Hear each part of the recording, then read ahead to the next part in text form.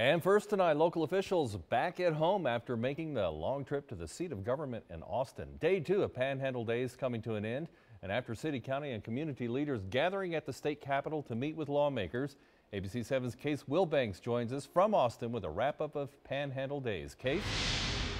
Well, the Panhandle's voice has been heard thanks to Panhandle Days. As the 85th session of the Texas legislature continues, lawmakers will have the Panhandle in mind as they cast their votes. Both the House and Senate chambers in the Texas Capitol declaring Friday, February 21st, 2017 Panhandle Day in Austin. This as folks from the Panhandle travel to the city and Capitol to advocate on issues.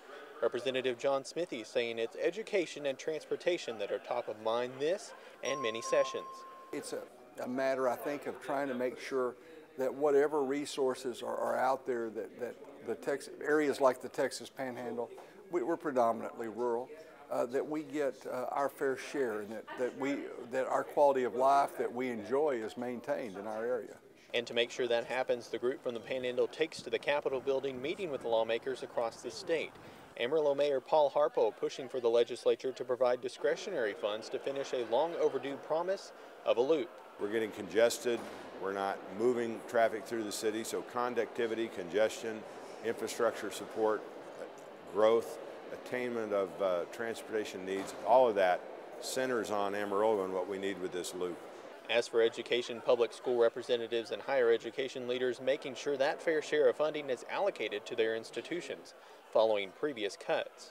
In Amarillo ISD, we talk about collaboration all the time, and I think that that's an important thing that I do is lead from the top. I'm here to collaborate with our legislators, and I'm here to communicate.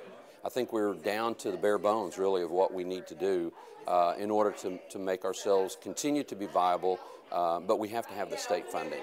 For folks in healthcare like Bruce Mosley, cuts in funding has also affected his work in the Panhandle. Medicaid cuts slashing hundreds of thousands of dollars going towards special needs children's therapy. He says he's grateful for the opportunity to share concerns at the Capitol. We're very optimistic about the Medicaid cuts being restored, and so there's a possibility that the supplemental budget helps us with that, or if not, more likely than next year's budget will at least restore the rates that we're used to seeing. Another session and another trip to Austin for the Amarillo Chamber of Commerce and people around the High Plains. They say it's all in an effort to make the Panhandle even better. The value is being here. The value is that people on the Hill, they know that Amarillo is in town, and they know that the Panhandle of Texas is in town.